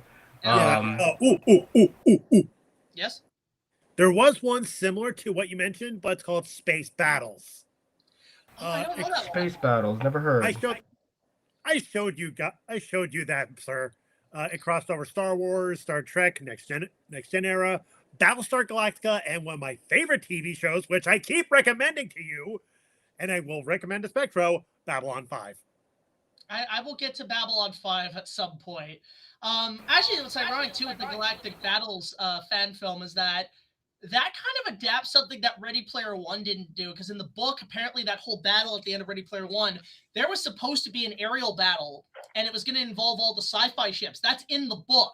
So if you want to do an extended cut of Ready Player One, just take galactic battles, slap that in the cut, and there's that part of the battle, which is really cool. Lita, have you seen Ready Player One? Yeah, Yeah, like a it's couple cool. of times. I like it. I like that one. I mean, like, hey, good pitch for a Gundam movie. Let's get that off the ground. When are we gonna do Gundam? I want that. I know we've been getting a few things, but I don't think we haven't gotten anything fully in live action yet from Hollywood. Last time I checked, I think Jordan Roberts was going to direct it. That's as far as I know, because I think it was also maybe it might have been fake. I heard something about him doing a Metal Gear movie with Oscar Isaacs as Solid Snake. I'd pay for that. Yeah, I'd pay for that too. I'd be down. Like Poe Dameron is Solid Snake. Let's go. He's in a box the whole time. No, I haven't heard anything about that. Uh, So maybe it's still like early or it's fake. I'm not sure. Yeah. Well, actually, I found this out, like a little Sailor Moon thing I found out actually recently when they did season 2 of the show, because I think they were doing a lot of filler before they got to the Dark Kingdom arc. The Moonlight Knight, I think what that wasn't in the manga, right? Like That was a filler. So here's what I found out. That character was filler, and what it was is because the show aired in Japan in 1992. Season 2 started, I think, in 93. But here's what's interesting. If you look at the costume and everything, what prominent film came out in 1992 that was made a shit ton of money that was animated? Brock. Aladdin. Aladdin actually influenced the creation of the Moonlight Knight, because Aladdin was super popular in Japan, and the writers just said, let's just make Tuxedo Mask Aladdin because people dig Aladdin. Let's go. That's why he looks like Prince Ali. It's like, oh, that's why. At first I was like, I didn't understand the connection, but then connecting the dots in like time and when they were released, I'm like, that's probably why. And that's what it was. They just said, hey, we saw Aladdin and they said, let's put Aladdin in this. I mean, It's such a random filler arc. you know?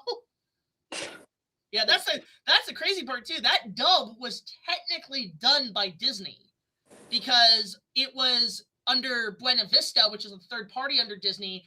Buena Vista owns Deke Entertainment. So it's like a fourth or fifth party to the Walt Disney Company. That's why they were able to do the Inspector Gadget movie with Matthew Broderick, is because Inspector Gadget was done by Deke, and that's how they got that movie off the ground. So in case you're wondering why does Walt Disney have Inspector Gadget? Because they technically own it.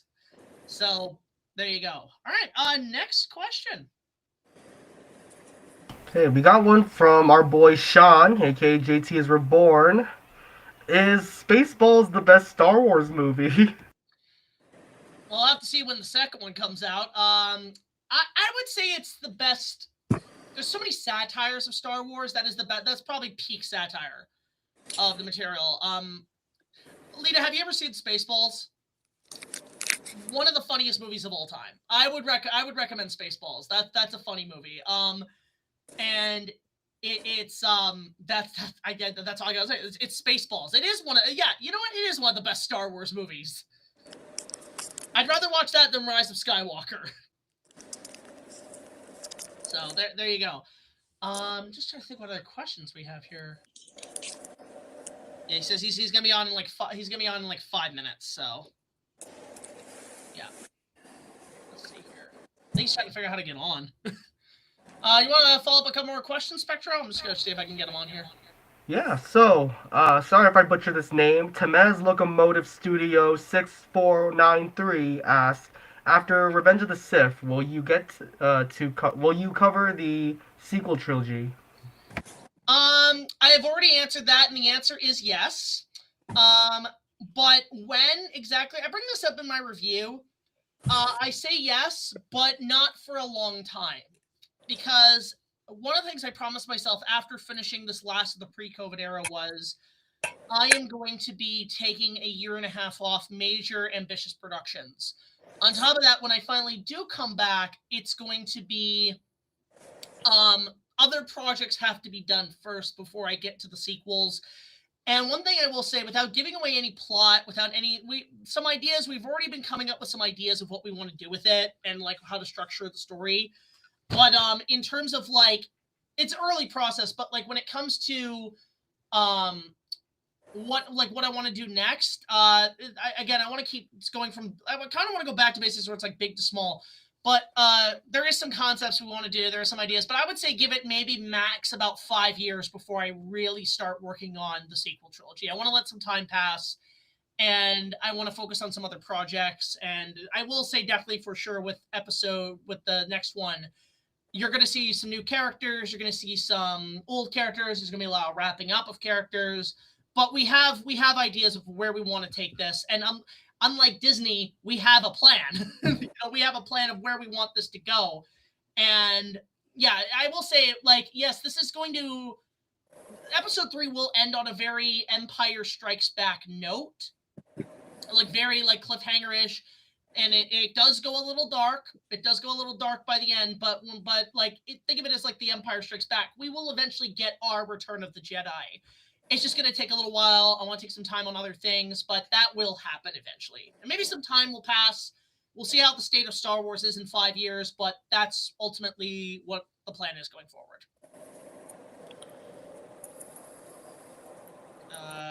Next question, Spectro? Our buddy Dean asks, which Star Wars character would you like to be friends with? You guys go first. I'll go first. For me, it would be Cal Kestis, only because of the fact that Cal is like, I think he's like the one Star Wars character that I'm aware of who's a huge like fan of like music, which I don't think a lot of Star Wars characters like are quite fond of. Like, you hear Star Wars music in the background, but you don't really hear like a lot of characters say like, oh yeah, who's your favorite artist, or what music are you listening to right now? But like Cal Kestis is kind of like established to being the type of character who will like put on like headphones and listen to like the in-universe music that you hear in Star Wars. I would love to be friends with Cal, and you know, given the fact that I'm the music critic, I would like love to just chit chat about the type of music that he would listen to, and I think it'd just be a really cool dynamic. Brock. Kalkatarn for me. Okay. Lita, which character? I'm limited to my knowledge of all the characters, but I would say Leia, because she's just very smart and she's very headstrong.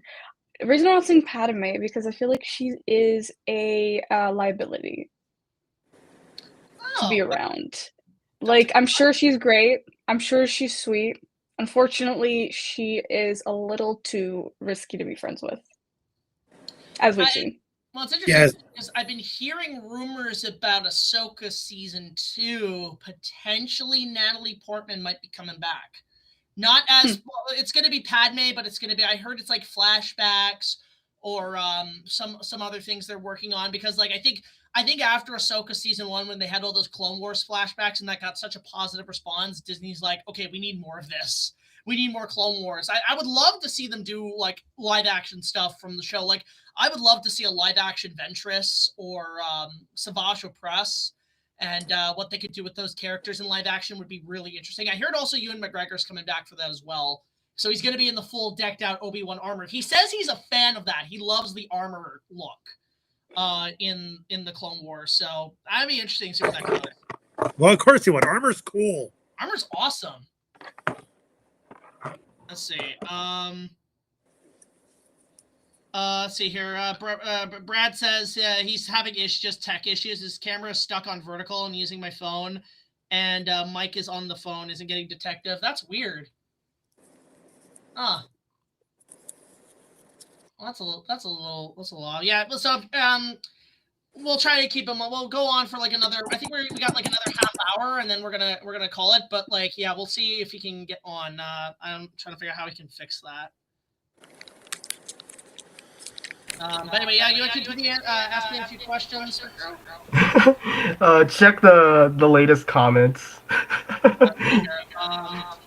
from Nikita. Actually, I love that joke. If two twins were to fight, would you call that the Clone Wars? That's funny. That's funny. Spectro. That's funny. Just. That's Why funny. must you show us that? I think that's actually really funny. I ain't going to the damn corner for this. No, you're not. I am.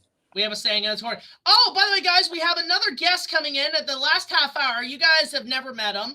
One of the best actors also I've worked with. He's coming in last minute to bring in for the talk about his experience because he makes a prominent appearance in episode 3. Guys, please help me welcoming the amazingly talented, incredibly awesome actor, stunt performer, director, opera singer, voice actor in the anime community, and Dr. Henry Jones himself, but not in this. That's for a later thing. Kyle Derek, hello. Hi, everyone. How's it going? Hello, welcome to the stream, man. Good to have you on. So yeah, guys, surprise guest. Kyle Derek's going to show up in episode 3. So why don't you discuss, Kyle, what your character is for this one? Who are you playing in this? As I recall, I'm a Jedi, and I'm sort of leading the charge, if I recall correctly. Although I don't get a lightsaber, I'm a little heartbroken about that. Not sure if I survive. I hope so. And if I do, I want a lightsaber next time. So no spoilers there. Yeah. So I guess we could talk on your end, because you came in because I was just I think I was looking for Jedis to be in the videos, and I remember when we first met through the Conan opera that you did. That's right. That was spectacular. That's right. And So I did. Go ahead. No, go ahead. So I do opera as well, and I wanted to make opera fun and something that people actually want to watch. So I thought, what can I do with existing music that's fun? And so my first one was a James Bond opera. And then I did a Conan the Barbarian opera, and I was auditioning for ensemble members, and Jack messaged me.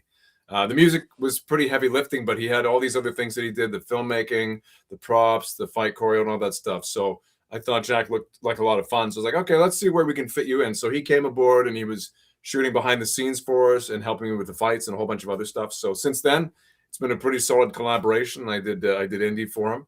And this and something else. There's something else we did together. What was it?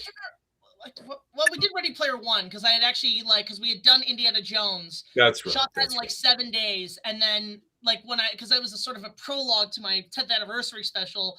Then I bring you guys back for the Ready Player One thing because I knew that's where you guys were going to end up. I will say too, the Indiana Jones short we did a lot of people respond to that, and a lot of people want another one.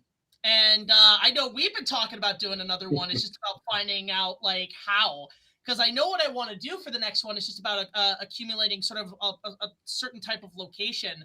I don't even have a script, but I have ideas for a few more Indiana Jones adventures that I've been considering, and definitely want you back for that, man, because that was I'm a sort of a casual fan of the Indiana Jones series, but when it comes to making that, I had a much more appreciation for what Spielberg and them did on those movies. So now I see the appeal of why people want more of them, and I definitely want to do more in the future. But with Star Wars, it's interesting because I needed some additional hands, and I needed someone to play a very prominent Jedi Master, a very stoic one, and I said, I know a guy. And I like, Dr. Jones, get in here. What was my name again? What's my character's name? Actually, we named it based on one of your tracks from Conan. I think I called him Yes. Vi Conan. That's it, Vi Conan. Oh, that's great. Vi Conan, because you do that vocal in the Conan show. Which, by the way, I want to ask the song is. Yeah. Oh, go ahead. The song is literally Hi Conan, over and over again to make sure you never forget. Yeah, it's I actually wonder, is that ever going to get an official release online or on YouTube or anything? Because I'm sure a lot of people want to see it.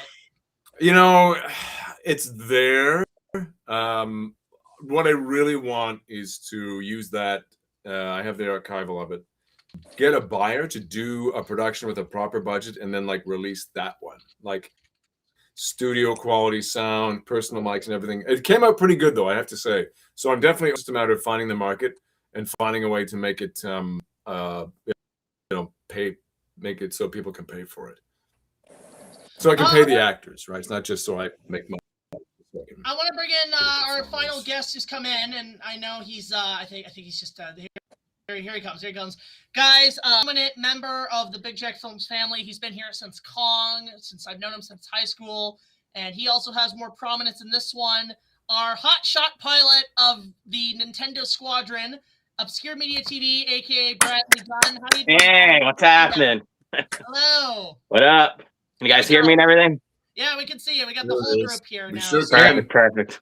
There we go. How are you doing, man? You Excellent. excited for this, eh? Like the third one? I'm good, man. I'm doing all right. Yeah, you excited for part 3 tomorrow? Yeah, this should be a really good video. I'm pretty excited for it. No, a lot of work went into it, so I mean, hoping it pays off. What's funny is too, I'll bring this up as a little behind the scenes story. You were one of the first things we filmed for the prequels, actually. You were like, Was I? Shit. We got all your stuff done in like one day. That's the crazy. Yeah, I guess so. Wait, wasn't like hard to film my stuff really at all. So yeah, from what I remember. Yeah, because it was a green screen in the garage, Yep. and you had your X-wing outfit with the helmet. Josh provided the helmet, and that day, what was the thought process going in that day, like filming that?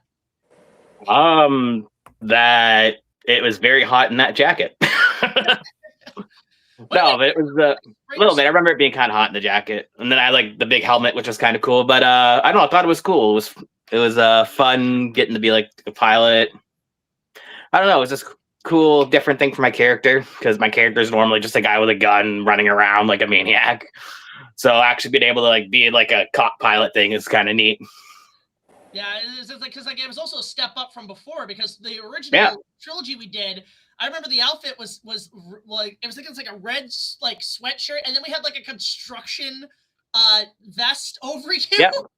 And so I was like, all right, we need to step this up for the next one. Yeah. Which is nice. Well, with that said, let's actually, Spectro, let's get back to you asking some of the questions in the chat regarding Star Wars, and we'll have more go around and discussing it. Sounds good. Alrighty, this one is from Martin Kasperi Smith 1133. Do you think it's possible they could fix some reputation of characters in the Star Wars universe in the future, such as making Grievous feel threatening again, like he did in the 2D Clone Wars series? I'll let you guys go around with this one. I gotta think about that for a sec. Maybe. Maybe, yeah. I do think interesting question. I think Grievous would definitely contribute to more. I think there's more to do with them. I would love to see like a spin-off movie where he's like a horror villain, like a slasher villain. Just do a whole slasher movie with Jedi as like the teenagers, and then like Grievous is the Jason Voorhees. He just goes around and just takes them all out in one go. Something I bring up in the review, and it's actually a little minor little insight. Did you guys know that was originally supposed to be Gary Oldman as General Grievous? Really? That would be an interesting casting, to say the least. The thing is that Gary Oldman had he was actually under the union, so he actually couldn't do it. I think because George was getting like ununionized actors, but also he was already under contract with Nolan to do Batman Begins. And eventually, what happened was that he also just got tired of being typecast as a villain. He was so tired of it. He says, "You know what? I want to do something else." Also, he technically already played a spidery villain in Lost in Space. Oh yeah, spiders. That's his whole character, the whole film. So I don't know. Grievous would be a one to do a lot more of, but I think Gary would have done something interesting with that. So, next question. There's a question from David Williams, but I'm not quite sure if it's spoilery, if I can share that. And so far that I'm kind of up to date when it comes to the questions that we have here in the chat. Well, I mean, I guess I can answer a question that we did before for both Kyle and Brad. I'll go with Kyle first. So like in terms of just like the experience and doing this one, especially when you get to the third one, because again, much like Brad, your stuff was shot in a day. It was shot relatively quickly. What do you like? I mean, the experience doing this compared to other projects. The experience doing this compared to other projects, like where do you kind of put this at in terms of just like working on this and where it's gonna go? What do you mean by that I mean, exactly? Like, oh jeez. I think Kyle's got a bit of a delay on his end, so we'll let Kyle go first. oh, okay.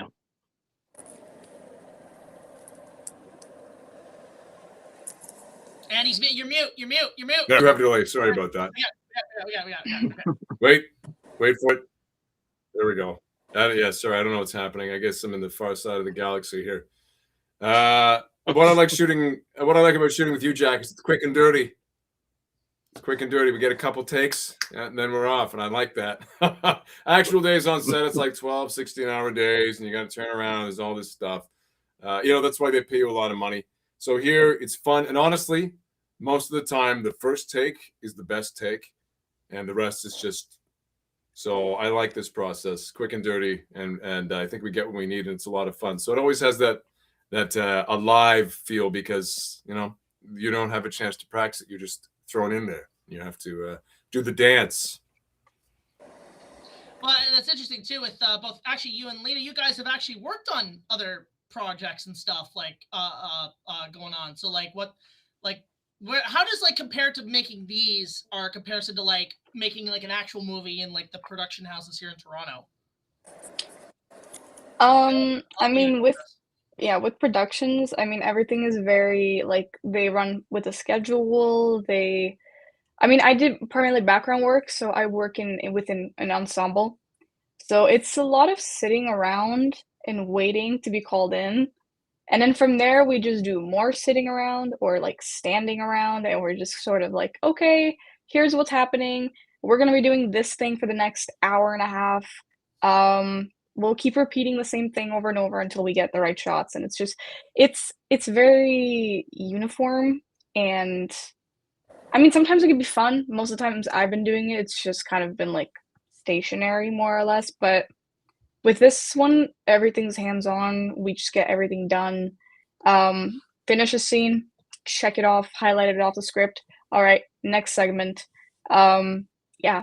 With here, it's very straightforward, but there's just kind of again, because I've never gotten an actual credited role. I'm sure when you have your own trailer and your own crew watching over you, that's a whole different can of worms. But when you're just doing background work, it's just kind of you're just kind of a number to them.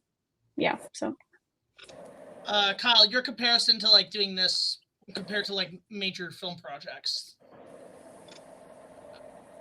Well, like I said, the major film projects, it depends, right? It depends on the budget. I've shot independent films where it's me and a skeleton crew, larger things like features.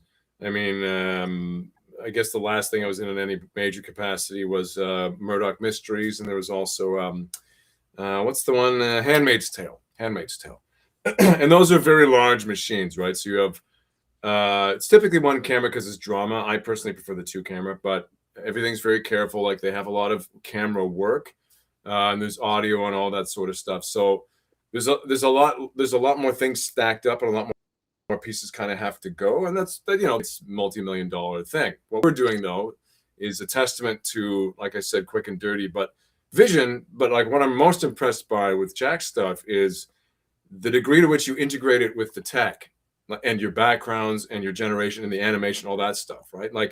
The technology is catching up now. You're worried about backgrounds for the next indie, but I'm let's just AI it, right? We're 6 months away. For me, it's it's interesting you bring that up. The AI thing we've been seeing this year has been hit or miss for me. I'm going to bring this up in my Christmas card video, which, by the way, everybody who contributed, thank you so much. I bring this up that while the technology has some potential, I don't like how overly abusive it's been.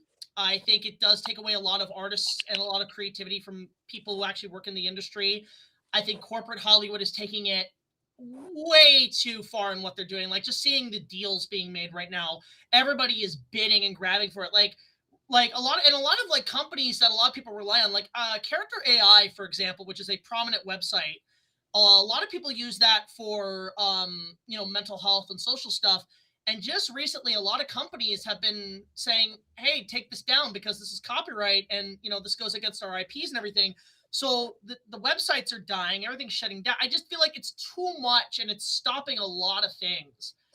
And it's a shame because I feel like there is a potential for things like AI being used. George Lucas had a saying when it came to special effects, and I follow a lot of George Lucas's merits, especially making this. He said, special effects are a tool, a means to telling a story. A special effect without a story is a boring thing, and we're seeing a lot of boredom in what this technology is doing. So for me, I try to use it to where it's needed. So for me, like, am I ready to embrace it? No. Like maybe like maximum like 5-10%, but not fully. Things for like audio, visual quality, stuff like that, it's fine. But when it comes to like creating full-on movies, we're not there yet. I don't think it's really a healthy thing for the industry at all. In fact, SPECTRO, I will say this, and this is something I want to bring up, a step up from the effects from before, is with episode 3, you're going to see a much better, higher resolution, because midway through this production, I started using CapCut as a editing software, and it has come in handy immensely to filter out scenes which the effects may look a little dodgy. It helps enhance and fixes those effects a lot more. It also has built-in effects that I don't have on the software I use. So it is a bridging of like going from like what I've been using for over a decade to now has really helped boost the quality of my videos. And you'll be seeing that going forward, a lot more of that in what's to come. So there's that. And what I'm saying is, as a creative in this space, believe me, I have no interest in letting AI replace anybody. So I'm right on the forefront with likeness and voice, so I hear you. The reason I suggest it for you is because you're an independent creator, and if you used an AI to generate a background, would it be taking work from somebody? And in your case, I would suggest that it wouldn't be, because you're not in that position of hiring crew, et cetera, right? So in a way, you're where the AI should be happening for creators like you to develop what you need to get the attention, to get the budget. Because I would love to see, like, Disney finally come and talk to the fans, Jack foremost, and be like, okay, how do we fix this colossal dumpster fire, right? And Jack would be like, I know! And then it's like, now you have the money, now you pay everybody, because you've been able to get that proof of concept. So my thing is, if you're not taking work away from anybody initially, and you're an indie person, and you're just trying to get your stuff out there, I think it's okay. But I do appreciate the protections, because background especially, they're like, hey, let's just take your license and use it, likeness, and use it forever. It's insane. So as creators, we all have to be aware of that. But on the other hand, some of these tools can help us find our way into the mainstream, and it won't necessarily be taking work from anybody, because let's just say maybe this Indiana Jones thing wouldn't happen at all. And now with this AI, you can do the reasonable thing that you want to do. And you're like, you know what? Am I hurting anybody? So I just put that out there. But believe me, I am aware, and I am fighting hard on my union side to get protections for performers and people. And I hope globally we can basically sacralize and license likeness. So AI can't just have it. So that's what I'll say about that. That's a good way to go about it, actually. I think we're gonna answer 2 more questions, and we're gonna call it a night. But the Sounds first good. one is actually one for Kyle, because Trash EF2JN asked this. What animes have you been in? Because apparently you have quite the resume. I wish it was quite the resume. Basically, it's been a string of Bakugan and Beyblades. Most recently, I was Drago on the new Bakugan. As I understand, Spin Master's putting that on hold because the entire planet's collapsing from economic uncertainty. But they're holding on to the property, so it might come back. I guess it depends on where you are. If you're in Canada, I guess one of the other big voice things I do, as silly as it sounds, is in the cinemas, before the movies in the pre-roll, you have these popcorn characters, and I'm one of those guys. I'm the guy with the chip. So the Drago is the main one for now. The one I've actually noticed a lot. You're doing a lot of the Subway commercials right now. I am. If you're in Canada, I am the voice of Subway. So you and I are probably very well acquainted, because you're hearing me all the time, and it's not stopping anytime soon. Product placement. There it is.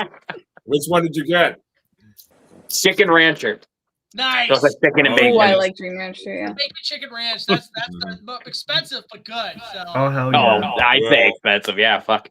I personally go with the ham or the pizza sub. That's always been my go-to Subway Those sandwich. ones aren't bad. But that's the thing. Like every time I hear your voice, Kyle, I'm like, oh, there he is. Actually, every time I watch those popcorn commercials, I'm immediately trying to be like Leo DiCaprio. Like, there he is. There he is. Was he gonna say something this time? There he is. And I would say to wrap this up, guys, I'm going to answer this question from Starmaster, because I think this is a good question to end the showcase on, is to the cast and crew, what was the moment in behind the scenes that just made your day on this trilogy? So I'm going to start with Lita on this one. Oh, I'm going to have to think about that. Hold on. There was a moment in BTS that just made my day.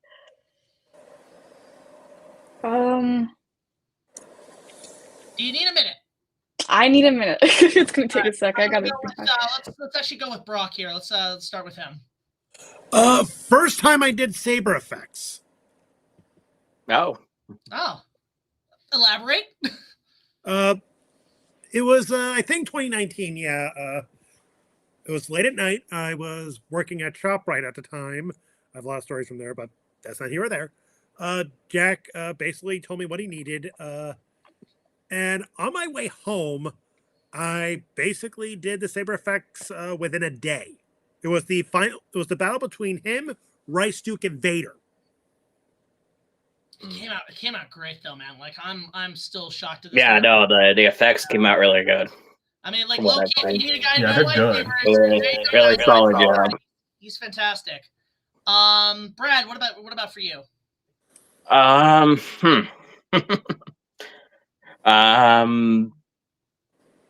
it's hard because I didn't like have a whole lot of stuff filmed of me in this trilogy, right? So, I think the one shoot we did in downtown Toronto was kind of cool, where I was dressed up as like sort of, I don't know if this is spoiling anything or not because I don't know if this has come out yet, but no, it's episode 2. As like that was episode 2. Okay, I was like Jar Jar basically with like shit wrapped around me and stuff, and a lot of people were like walking by, kind of looking at me weird and waving. But like I thought it was kind of cool to see whether wave everybody in like a weird ass costume. Well, it's funny too because like that was like one of the last few things we did on episode 2, and a lot of people helped out on that. Huge shout out to Samantha, who actually helped out on that because I've worked with her before on she was Mocha Akashia on the Valentine the Halloween specials that I did, and I just needed a blue alien. I needed I needed to capture on Coruscant a lot more of the alien environment. So I was just trying to get creative of what we could do on that. So that was fun to work on that day. That was actually a good day of shooting. Actually, that came out pretty well.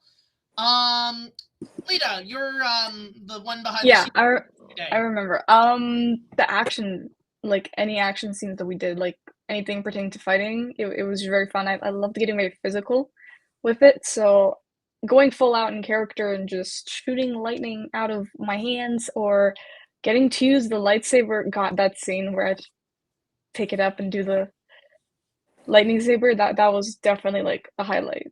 I really enjoyed that one. My goal with that was just to basically create essentially like let's make Sailor Jupiter do the wind scar. Let's go at it. It's great. Spectro. Yeah, I gotta say, I think for me it was just really exciting to just be like for the first time to be a part of your like review show, because like I mainly started off as just a really like small creator at the time, and I was just like trying to find myself and trying to look for a community that I think I would like fit in well. And of course, Jack, you welcomed me with open arms, and then of course that led to like me forging friendships with all you guys, and honestly, like, I couldn't have been more grateful to be a part of the Reviewerverse because of you guys, and to be a part of this project specifically makes it feel so official. It makes it feel like I finally found the community I was looking for all these years. So again, really excited to finally see this, and of course seeing all you guys watching from home finally seeing this amazing review. And yeah, just honestly, yeah. Again, thank you, Jack, for just allowing me to be on this. Yeah, actually, I'm gonna bring up a plug you might have later on. But Kyle, your behind the scenes and just the entire, like just seeing like what like looking forward to seeing this all conclude and stuff. What's your favorite moment from behind the scenes that that's gonna last forever? Well, I mean, maybe it sounds cliche to say, but it's just spending time with my man Jack, right? Shooting it out, coming to the apartment, shooting the shit, if I could say that on stream, and then doing the creative stuff. This is, this is why we're in it, right? I'm doing commercials and stuff, but this is what I signed up for. So nothing in particular so far. The Indiana Jones stuff was great, and the fact that I had basically like headphones kind of sideways on my head for my thing, that was great. But really, it's just spending time with Jack, and then of course the other cast members that I've worked with as well. It really is. It's the best part. And I guess to leave it off on my end, when it comes to just behind the scenes stuff that's just going to last forever, I think for me it's again, not giving too much away, the climax of this trilogy is one of the most, not just ambitious, but just in terms of special effects and everything, but just emotionally, it's going to be like huge. This is sort of setting up a new chapter for the continuity of 20 years of this reviewer genre online. Going back to like the days of James Rolfe, where he would just rant at a camera about a bad video game, up to where we're at now.